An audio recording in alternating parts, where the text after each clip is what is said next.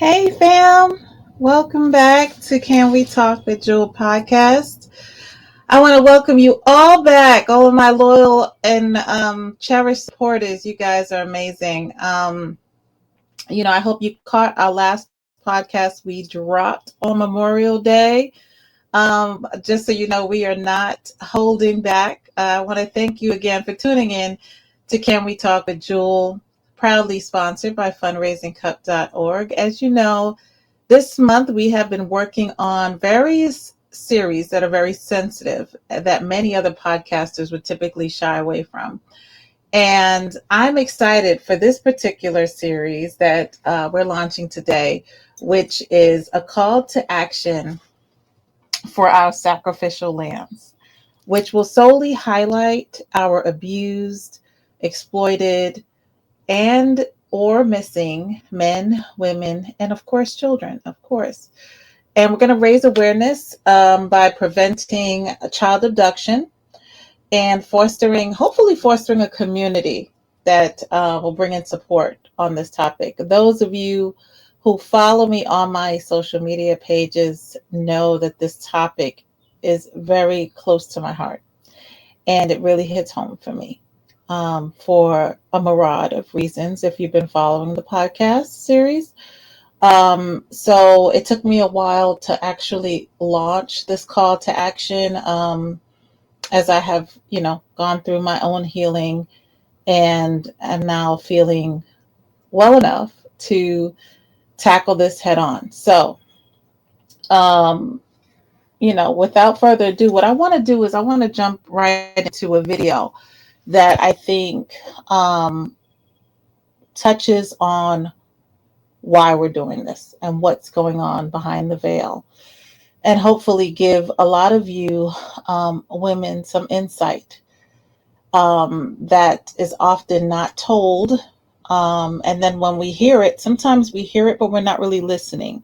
So I want you to take a moment and really listen to what this artist in the music industry is stating.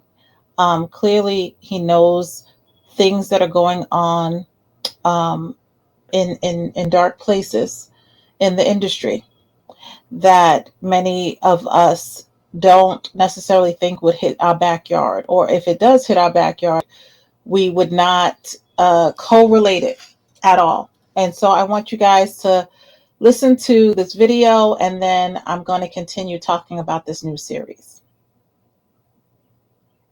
Service announcement. I want to talk to my queens, my young queens, and parents with kids. It is a high alert right now, a high alert. Women and kids have been missing for years. No one talks about it, but it is a high alert right now. And I got a daughter, and I got a lot of nieces and a lot of female cousins. And I'm drilling them right now. And I'm telling them to not accept anything from anybody. No paper, no business cards, no money, not even a compliment. Most likely is chemicals on that business card to get you drowsy for you to be taken away. Ubers, if you're catching an Uber, women, inspect the Uber before you get in it. Take a picture of the license plate. Take a picture of the driver. Always sit behind the driver. If the driver says, I want to stop at the gas station, get the hell out the Uber. Because most likely he'll pull up to a van for you to be taken away. If you at the club, hanging out with your girls, keep your drink in your hand 24/7 in front of you. I don't care if you're sitting at the table, sitting at the bar. Don't sit it down at all. These people are getting crafty on how they put things into the drinks. Or don't even be at the club right now because it is a high alert. And what it will do, that drink will get you drowsy for you to be taken away. If you at Walmart, Target, or any store shopping, women, especially young women, keep your head up, stay the hell off the phone, and watch your surroundings. Guys, I hope You listened up to what that artist, also known as Redman, had to say. Ladies, it's not a joke. This is for real. And, you know, just like we explained in our other series, that we will be bringing on victims, experts in the field, and fellow activists. You may hear of even survivor stories, where we will interview individuals who have experienced abduction or near abduction, or have been involved in recovery efforts. And we're going to focus on these stories and the aftermath, and how they've turned their experiences into advocacy. Um, we'll also welcome law enforcement. We want to get some insight by inviting them, the officials that is, to discuss how missing child cases are investigated, and sharing insights on these challenges they face, and the importance of community involvement. Because I think, guys, sometimes we forget that it takes a village, right? And, if you see something, say something. I, can't emphasize how many times I stepped up and seen a little child alone, scared at night. And, women, we also have to be hesitant because they do use children to draw you in. But if you don't go to help that child, call someone, call the authorities and say, hey, it's 1 in the morning and I see a 2-year old just looking like they're scared and need their mom or whatever. We all got to play our part, right? Because we need to do this as a community. We're in a code red right now, guys. And this is not just happening in a faraway land. This is at a house near you. So please, please, please pay attention to this series, as many of my posts where I place up a lot of missing women and children primarily. Sometimes I'll put up men if I come across them as well.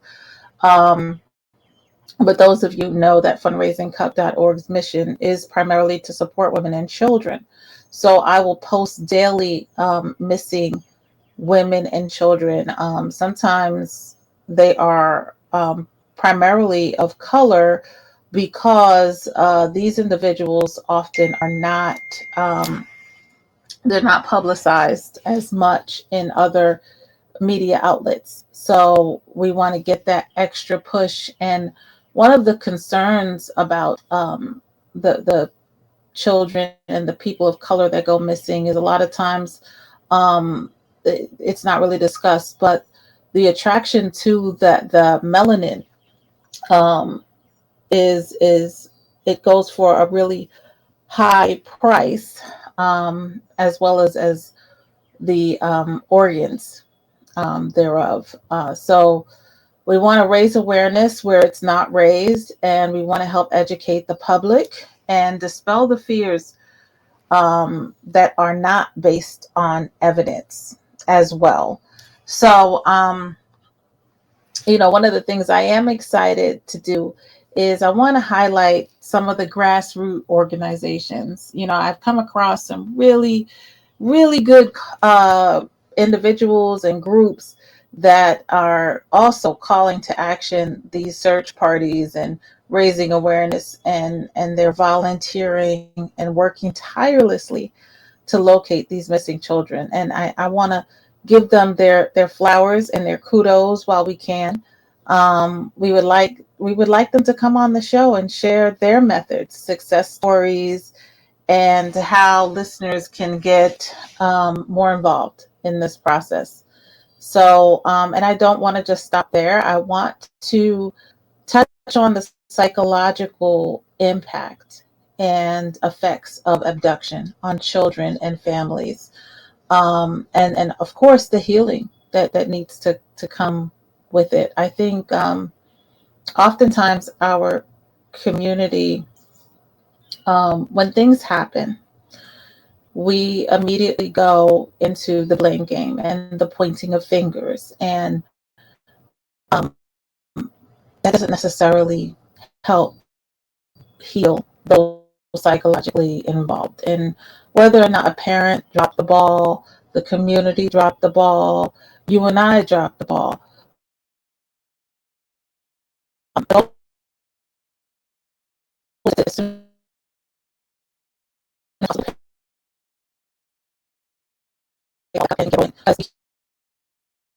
and endless hours right? Long term, we'll get to that. But our efforts would be better used in uniting and finding these children. So, may feature psychologists. If you are a psychologist out there, or counselor specializing in trauma, you are welcome to come on our show and give some insight into that whole recovery process and how we can support the victims and the family of the victims. Then, of course, we want to discuss preventive measures because that's key, right? We don't just want to talk about the healing, but we also want to talk about how can we put a stop to it in the first place and offer practical advice for parents and guardians on how to keep children safe, right? So we're going to discuss the technology aspect, community programs, and educational resources that can aid in the prevention. Um, and what else do we want to talk about? We want to talk about legal perspectives. We want to bring in lawyers or legal advocates or paralegals. We don't care. To discuss child protective laws, the legal process surrounding missing children cases. Oftentimes I think the more aware we are with the laws pertaining to this topic, um, the more we can operate freely and feel comfortable in uniting and joining forces to stop it. So we want to find out the laws surrounding missing children cases and how the law is evolving in response to child exploitation. Um, we want to discuss cultural dimensions and explore how different cultures view and address issues of child safety and abduction. You guys know that I come from a Caribbean background, right? And so um, I chuckle a bit because I know here what some may view as child abuse in terms of a good hand to the bottom. That's not deemed that in other cultures by any means. And so we want to talk it out. There's no topic that's off the table. And so we want to talk about how cultures have a different view on these issues of child safety and, of course, abduction. And we want to analyze cultural narratives, how they can influence perspectives and response to missing children. So we're all over this, guys, in this series, which is what I love. We're going to have just an investigative series to create investigative series that delve into missing children and exploring the circumstances around it. I mean, guys, we're gonna have a good time here, but we're going to uncover a lot that's been happening behind the scenes and behind the veil, if you will. So the series may be a threat to those that partake in such practices, and we are prepared to take it on. Um, we're jumping in head first with no fear, and we want to know what the possible motives of these individuals, these groups, and the community's response in each case. So, with that said, we're going to have a call to action, guys, which is part of the subject matter in each episode. And If we have to reach out to supporting legislation, I hope you guys are on board with me and joining advocacy groups or participating in community watch programs. We're not leaving any stone unturned, guys, when it comes to this matter, and I am excited to finally get here and do this. So I hope you guys are ready and willing to support our missing women and children in this upcoming series of excuse me, of a call to action for our sacrificial little lambs. All right. So, guys, I want to thank you all for tuning in.